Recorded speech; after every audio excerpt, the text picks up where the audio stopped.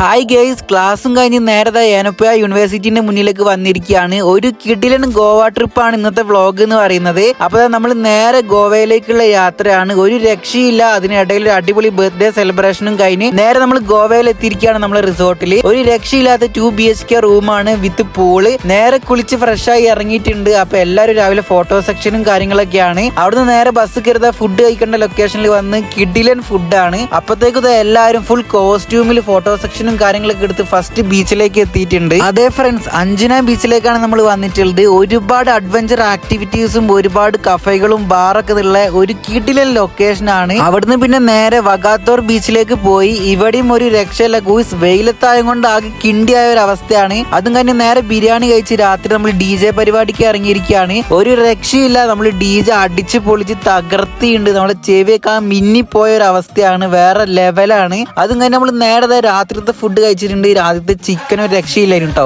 അത് കഴിഞ്ഞ് നേരെ ബഗാ ബീച്ചിലേക്കാണ് വന്നിട്ടുള്ളത്. ഇവിടുത്തെ ഒരു നൈറ്റ് ലൈഫ് നമ്മൾ മൊത്തത്തിൽ അങ്ങ് എൻജോയ് ചെയ്ത് നേരെ നമ്മൾ റൂമിലേക്ക് പോയിട്ടുണ്ട്. അപ്പം ഇനി നമ്മൾ അടുത്ത ഡേ ആട്ടോ കാണാൻ പോകുന്നത്. Next vlog.